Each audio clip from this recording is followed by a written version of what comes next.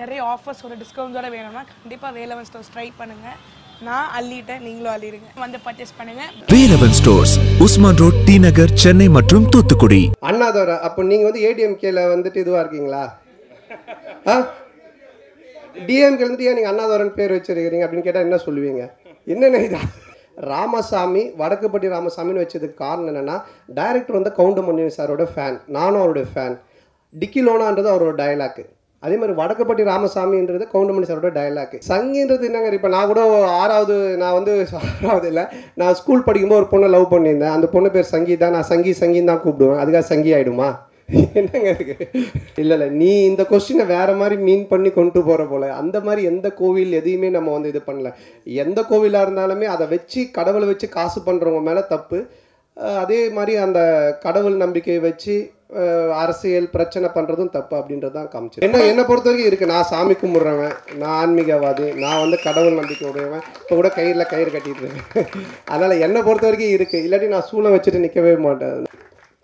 எல்லாருக்கும் வணக்கம். ஆல்ரெடி 2 மணி நோக்கி போயிட்டுருக்கோம். நிறைய பேருக்கு பசிக்க ஆரம்பிச்சிட்ருக்கோன்னு நினைக்கிறேன். அதில் சேசு மாதிரி மாம்சில் கொஞ்சம் சுகர் பேஷண்ட் வேறு, மாத்திரை போடுற டைம் ஆகிட்டுருக்கோம். ஸோ அதனால் நான் ஸ்ட்ரைட்டாக சக்ஸஸ் மீட் நன்றி அப்படின்றது நம்ம ப்ரொடியூசர் விஸ்வா சாரில் ஆரம்பித்து ப்ரொடக்ஷனில் டீ கொடுக்கிற தம்பி வரைக்கும் நம்ம எல்லார் பேருமே சொல்லி ஆகணும். ஏன்னா எல்லாருடைய உழைப்பும் தான் இந்த படத்தினுடைய சக்ஸஸ். ஸோ எல்லாருக்குமே என்னுடைய மனமார்ந்த நன்றி.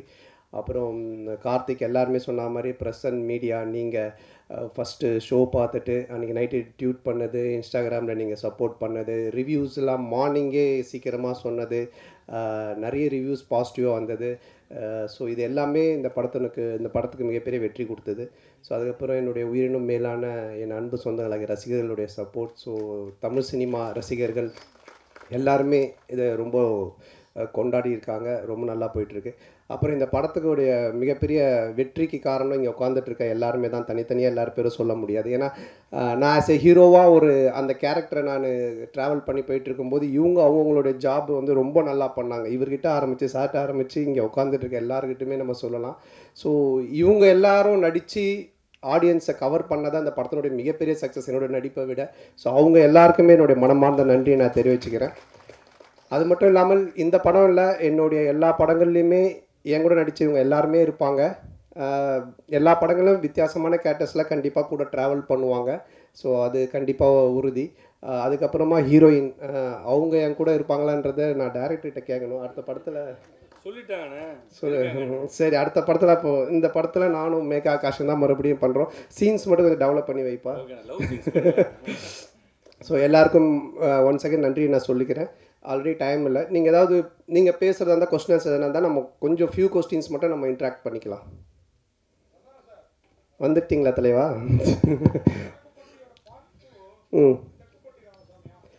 இல்லை, தெற்குப்பட்டி தென்ராசு அப்படின்னு சொல்லி நாங்கள் ஒன்று யோசித்து வச்சுருந்தோம். ஆக்சுவலாக வடக்குப்பட்டியிலேருந்து அந்த சைடு போயிட்டோன்னு. பட் இப்போது அதை விட வேறு ஒரு ப்ராஜெக்ட் போயிட்டு இருக்கிறதுனால இது கண்டிப்பாக பண்ணுவோம். இல்லை, அது நீங்கள் பார்க்குறவங்க தான் முடிவு பண்ணிக்கணும். ஆத்திகராக பார்த்தீங்கன்னா இது ஒரு ஆத்திகர் படமாக தெரியும், நாத்திகராக பார்த்தீங்கன்னா இது ஒரு நாத்திகர் படமாக தெரியும். ஏன்னா மக்கள் வந்து ரெண்டுமே மிக்சடு, எல்லாருமே கலந்து வந்து சினிமா என்ஜாய் பண்ணுன்றதுனால அப்படி ஒரு கிளைமேக்ஸ் தான் டேரக்டர் வச்சுருக்காரு. நீங்கள் ஆத்திகரா நாத்திகரா? அப்போ சாமி படம் தான். சொன்னானே சார். அதே மாதிரி ஹீரோயின் உங்கள் படம் எல்லாத்துலேயுமே பிரமாதமாக இருப்பாங்க, இந்த படத்துலையும் பிரமாதமாக இருக்காங்க. ஆனால் வந்து அவங்களோட ஒரு நல்ல ஒரு டூயட்டோ இல்லை லவ் சீனோ இல்லை. அதை இப்போ கேட்டிங்க. அடுத்த படத்தில் இந்த படத்தில் காமெடி எல்லாமே எக்ஸ்ட்ரானரி ஜனரஞ்சகமாக பிரமாதமாக இருந்தது. அந்த விஷயம் எங்களோட அந்த ஃபீலிங்கையும் புரியல. இல்லை, உங்களுக்கு இது நான் எழுதி கொடுத்து கேட்ட மாதிரியே இருக்கும். யாருன்னா பார்த்தாங்கன்னா இவன் மனசில் இருக்கிறதெல்லாம் அவன் மூலமாக கேட்குறாங்களான்ட்டு.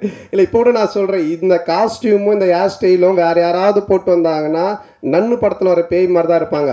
ஆனால் அவங்கள பாருங்கள் எவ்வளோ பியூட்டிஃபுல்லாக இருக்காங்கன்னு. இவங்களோட எந்த சீனுமே இல்லை தான். நான் அதான் கேட்டேன் கார்த்திக்கிட்ட, இவனும் உங்களை பேர் தான் வச்சுருக்கான், ஆனால் இந்த ரசனை வர மாட்டுது, நான் என்ன பண்ணுறது? அதனால் அடுத்த படத்தில் கண்டிப்பாக வச்சுருக்கார்த்தி. கேட்டுங்க, அவங்க கேட்குறாங்க, நான் கேட்கலைங்க.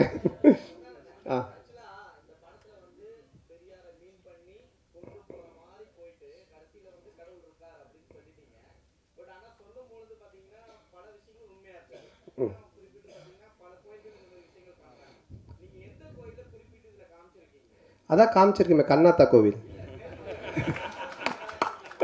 இல்லை நீ இந்த கொஸ்டினை வேற மாதிரி மீன் பண்ணி கொண்டு போகிற போல. அந்த மாதிரி எந்த கோவில் எதையுமே நம்ம வந்து இது பண்ணல. எந்த கோவிலாக இருந்தாலுமே அதை வச்சு கடவுளை வச்சு காசு பண்ணுறவங்க மேலே தப்பு. அதே மாதிரி அந்த கடவுள் நம்பிக்கையை வச்சு அரசியல் பிரச்சனை பண்ணுறதும் தப்பு அப்படின்றது தான் காமிச்சிருக்கோம். உனக்கு எப்படி தோணுது? கடவுள் நம்பிக்கை இருக்கிறவங்களுக்கு இருக்குது, இல்லாதவங்களுக்கு இல்லை. ஸோ அதனால் அவங்க 2 பேருக்குமே அதை பொதுவாக தான் வச்சுருக்கோம். என்னை பொறுத்த வரைக்கும் இருக்குது. நான் சாமி கும்பிட்றவன், நான் ஆன்மீகவாதி, நான் வந்து கடவுள் நம்பிக்கை உடையவன். இப்போ கூட கயிறு கட்டிட்டு இருக்கேன். அதனால் என்னை பொறுத்த வரைக்கும் இருக்குது. இல்லாட்டி நான் சூளை வச்சுட்டு நிற்கவே மாட்டேன். அதனால் சார் இந்த படம் ரிலீஸுக்கு அப்புறம் இந்த முன்னாடி அவர் கேட்டார்ல அந்த இஷ்யூ அது மக்களுக்கு கிளியர் ஆகிடுச்சுன்னு நம்புறீங்களா? ஆமாம். இல்லைனா இது வந்து வெற்றி படமாக இருக்காது, யாருமே சிரிச்சிருக்க மாட்டாங்க, கைத்தட்டி இருக்க மாட்டாங்க, ரிவ்யூஸ் நல்லா வந்திருக்காது, நீங்கள்லாம் வந்து பார்த்துட்டு பாராட்டி எழுதியிருக்க மாட்டீங்க. நீங்களே இந்த கேள்வி இப்போ கேட்டிருப்பீங்களா, வேறு ஏதாவது தான் எழுதியிருப்பீங்க. அதனால் அது மக்கள் ஏற்றுக்கிட்டாங்க, மக்களுக்கு வந்து புரிஞ்சிடுச்சு இவங்க என்ன சொல்ல வந்திருக்காங்க. அதுவும் இந்த கண்டென்ட் இன்றைக்கி காமெடி பொறுத்த வரைக்கும் ஹாரர் காமெடி, அப்புறம் வந்துட்டு ஃபேமிலி காமெடி, இப்படி நம்ம லவ் ராம் காமெடிலாம் போகலாம். ஆனால் ஒரு சோஷியல் காமெடி பண்ணுறது ரொம்ப கஷ்டம். டைரக்டரால் ஈஸியாக பண்ணவே முடியாது. ஏன்னா சோஷியல் கண்டென்ட்டில் கை வைக்கும்போது ரொம்ப பார்த்து வைக்கணும். ஏன்னா 2 விதமான ஆட்களுமே இருப்பாங்க. ஸோ அது ரொம்ப கார்த்திக் பியூட்டிஃபுல்லாக ஹேண்டில் பண்ணதுனால 2 விதமான ஆடியன்ஸுமே என்ஜாய் பண்ணுறாங்க. நாத்திகரும் என்ஜாய் பண்ணுறாங்க, ஆத்திகரும் என்ஜாய் பண்ணுறாங்க. ஸோ அதுக்கு உண்மையிலே டேரக்டருக்கு தான் நம்ம பாராட்டு சொல்லணும். அதே மாதிரி கூல் சுரேஷ் இந்த கண்ணாடியை நீங்கள் கொடுத்ததாக தான் சொன்னார். அதுக்கு அந்த கருப்பு பெயிண்ட் அடிச்சிருக்கலாம்ல படத்தில் வர மாதிரி. உண்மைதான். இதோட அந்த கண்ணாடி யாரும் யூஸ் பண்ண மாட்டாங்கன்னு நினைக்கிறேன். திருப்பி நீ வாங்கி யூஸ் பண்ணி வைப்பற பண்ண மாட்டேன்ல. அது அவன் அப்படி தான் பிக் பாஸ் வந்து ஒருத்தர்கிட்ட ஒரு ட்ரெஸ் வாங்கி வந்திருக்கான். அவங்க பேர்லாம் சொல்ல மறந்துட்டா, கண்ணாடி மட்டும் சொல்லிட்டான் இவர்கிட்ட வாங்கினேன்ட்டு. அவனை பற்றி நீங்கள் பேசிக்கிட்டே இருக்கணும். அதுக்கு தான் அவன் ஏதோ ஒன்று பண்ணுறான், அது கண்டுக்காதீங்க. அண்ணா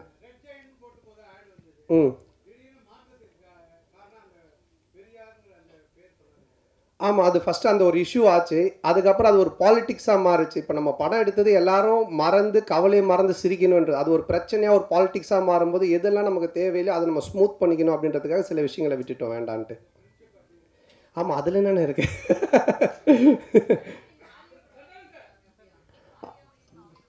ஆமாம், அதில் ஒரு ஹீரோயின் கிடச்சிட்டாங்க, இன்னொரு ஹீரோயின் மட்டும் கிடைக்கல. கொஞ்சம் அப்படியே பார்த்துக்கிட்டு இருக்கோம்.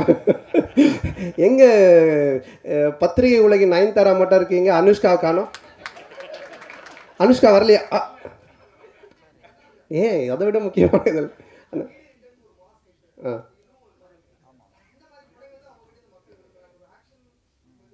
இல்லை, எனக்கு பொறுத்த வரைக்கும் எல்லாருமே இப்போ பார்த்தீங்கன்னா நிறைய பேர் படம் பார்த்துட்டு வாழ்க்கையில் ரொம்ப இறுக்கமாக இருக்கவங்க, ரொம்ப சோகமாக இருக்கும், ரொம்ப பிரச்சனையாக மேபி சைக்காட்டிக் டாக்டர் 2-3 பேர் எனக்கு அவங்க பேஷண்ட்ஸ்க்கு மெயினாக இந்த ஷோஸ் எல்லாம் போட்டு காமிச்சிருக்காங்க. ஏன்னா இன்றைக்கி மக்கள்கிட்ட ரொம்ப இறுக்கம் தான் இருக்குது.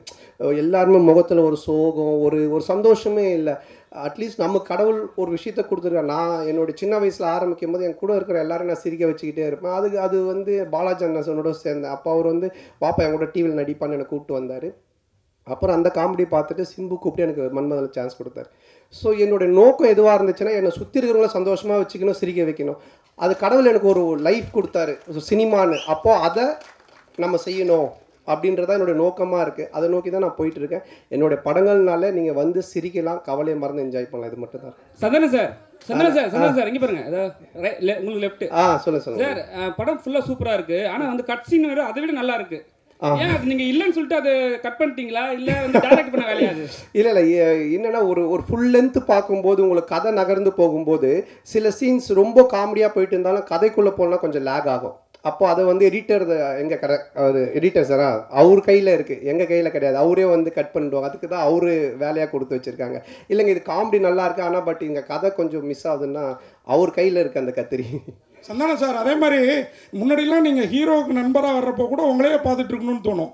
இப்போ நீங்கள் ஹீரோ ஆன பிறகு உங்கள் கூட இருக்கிறாங்களா பெஸ்ஸஸ், மாறன், ரவி மரியா சார், கூல் சுரேஷ், இவங்களெல்லாம் அவங்களுக்கும் ஸ்பேஸ் கொடுத்து நடிக்கிற மாதிரி தெரியுது. இந்த மாற்றம் எதனால் எப்போலேருந்து நிகழ்ந்தது? இல்லைண்ணா, இப்போ ஒரு காமெடின்னா அந்த காமெடி நடக்கிறதுக்கு மற்றவங்க சுற்றி இருக்கிறவங்க அதுக்கு ஆக்ட் பண்ணணும், அதுக்கு ஸ்பேஸ் தரணும். நானும் பேசுவேன் காமெடி, அவரும் பேசுவார், இவங்களும் பேசுவாங்கன்னா அது சண்டை மாதிரி ஆகிடும். அதனால தான் நிறைய படத்தில் நிறைய காமெடியன்ஸ் இருப்பாங்க, ஆனால் காமெடி ஒர்க் அவுட் ஆகாது. என்ன ஆகுனா சண்டை மாதிரி ஆகிடும். என் மேலே பஞ்சு முடியணும், இல்லை நான் தான் பஞ்சு பேசுவேன், அப்படி அது பண்ணக்கூடாது. அங்கே ஒருத்தர் செட்டிலாக ப்ளே பண்ணணும், மற்றவங்க அது யார் பண்ணுறாங்களோ அவங்க கொஞ்சம் பண்ண வைக்கணும். அப்போ தான் காமெடி ஒர்க் அவுட் ஆகும். ஸோ அதை நான் இந்த படத்தில் பண்ணேன். இதுக்கு முன்னாடி இதுக்கப்புறம் வர படங்களே அதான் நான் பண்ணுவேன். என்னுடைய ரோல் நான் பண்ணிவிட்டு சுற்றி காமெடியன்ஸ் அவங்க என்ன பண்ணுறாங்களோ அதுக்கு நம்ம ஸ்பேஸ் கொடுத்து ஒர்க் பண்ணுறது. ஸோ இதுதான் காமெடியோட ஃபார்முலாவே. இப்போ நான் ஒன்று சொல்கிறேன்னா அதுக்கு நீங்கள் அமைதியாக இருந்தால் தானே சிரிப்பு வரும். நீங்களும் நானும் மாற்றி மாற்றி பேசிக்கிட்டு இருந்தால் அப்படி இருக்கும். ஸோ அது அந்த ஒரு சந்தானம் சார், இப்போ ரஜினி சார் வந்து ஒரு விஷயம் சொன்னாங்க, சங்கின்னு விஷயம் சொன்னாங்க சார். யாருங்க?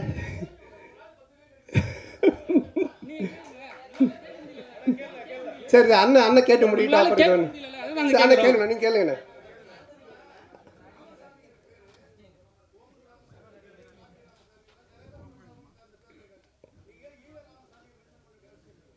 ஈவே ராமசாமி நம்ம எங்கேயும் மென்ஷன் பண்ணலேண்ணே. இல்லைண்ணே, படம் பார்த்தீங்களாண்ணே? படத்தில் அந்த பையன்கிட்ட வந்துட்டு கடவுள் நம்பிக்கை இல்லைன்னு ஒன்று சொல்லுவாங்க அவங்க அம்மா. அதாச்சும் கடவுள் இருக்காரான்னுவாங்க. நான் இவ்வளோ கஷ்டப்படுறேன், பானை செய்கிறேன், நான் எப்படி கடவுளை நம்புறதுன்னு அவன் சொல்லுவான். அதுதான் அந்த கேரக்டர் கேட்பாரு, நம்ம ஜம்புலி ஜெகன் கேட்பாங்க. இது வந்துட்டுண்ணே நம்ம வந்து இல்லைண்ணா, இப்போ வந்துட்டு நீங்கள் குப்புசாமி, கந்தசாமி என்ன பேர் வேணாலும் வைக்கலாம் நம்ம படத்தில். ராமசாமி, வடக்குப்பட்டி ராமசாமின்னு வச்சதுக்கு காரணம் என்னென்னா, டைரக்டர் வந்து கவுண்டமணி சாரோட ஃபேன், நானும் அவருடைய ஃபேன். டிக்கிலோனான்றது அவரோட டயலாக்கு. அதே மாதிரி வடக்குப்பட்டி ராமசாமின்றது கவுண்டமணி சாரோட டயலாக்கு. இதுக்கப்புறம் நானும் ஆர்யா நடிக்க போகிற படத்துக்கும் கவுண்டமணி சார் டயலாக் தான் வச்சுருக்காங்க. இதே இந்த ஒரு டயலாக் வராமல், இந்த நான் சொன்ன இந்த காரணங்கள்லாம் இல்லாமல் திடீர்னு நீங்கள் ராமசாமின்னு ஏன் வச்சிங்கன்னு கேட்டிங்கன்னா அது சரியாக இருக்கும். அண்ணா ஒரு கொஸ்டின் தான் சொன்னீங்க, 4 கொஸ்டின் கேட்டுக்கிறீங்க சார். அண்ணா இங்கே பாருங்க, அண்ணா இங்கே பாருங்க. இல்லை அண்ணா ஒரு நிமிஷம் முடிச்சார் சார். அண்ணா உங்கள் பேர் என்னண்ணே? அண்ணாதோரா. அப்போ நீங்கள் வந்து ஏடிஎம்கேல வந்துட்டு இதுவாக இருக்கீங்களா? டிஎம்கே வந்துட்டு ஏன் நீங்கள் அண்ணாதோரன் பேர் வச்சிருக்கிறீங்க அப்படின்னு கேட்டால் என்ன சொல்லுவீங்க? என்னென்ன இதா அடுத்த கொஸ்டின். அண்ணா சோஷியல் மீடியாவில் வந்து சங்கின் வந்து ஒரு பெரிய ஆக்டரை சொல்லியிருந்தாங்க. அதுக்கப்புறம் நீ அந்த ஈவேரா மேட்டர் எடுத்துன்னு வந்து உங்களையும் வந்து சங்கின்னு சொன்னாங்க. அதுக்கு ஏதாவது பதில் இருக்கா உங்களுக்கு? சங்கின்றது என்னங்க? இப்போ நான் கூட 6வது, நான் வந்து 6வது இல்லை, நான் ஸ்கூல் படிக்கும்போது ஒரு பொண்ணை லவ் பண்ணியிருந்தேன். அந்த பொண்ணு பேர் சங்கீதா. நான் சங்கின்னு தான் கூப்பிடுவேன். அதுக்காக சங்கி ஆகிடுமா? என்னங்க இருக்கு? நெக்ஸ்ட் ஓகே சார், அதே டயத்தில் இப்போ ஒரு கேள்வி. இதான் நேர்கள் ரவி சார் பேசுகிறப்போ வடக்குப்பட்டி ராமசாமிக்கு சலாம் போடுங்கன்னாரு. லால் சலாம் ரிலீஸ் ஆகிருக்கு, அடுத்த வாரத்தை நோக்கி போகிறதுனால அந்த டைலாகை யூஸ் பண்ணாரா தெரியலீங்களா? சார்கிட்ட தான் கேட்குறேன் அவர் என்ன மீனிங்கில் சொன்னார் அப்படின்னு சொல்லிட்டு. ஆனால் ஏதாவது முடிச்சது லாஸ்ட் கொஸ்டினா?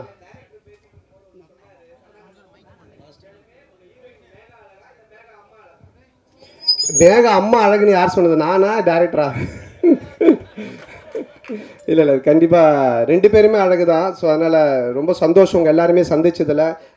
ரொம்ப இவ்வளோ நேரம் பொறுமையாக இருந்து இந்த ஒரு வெற்றி சக்ஸஸ் மீட்டுக்கும் சப்போர்ட் பண்ணிட்டு இருக்கவங்க எல்லாருக்குமே ரொம்ப நன்றி.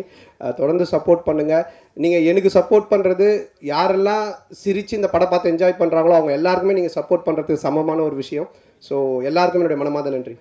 தேங்க்யூ.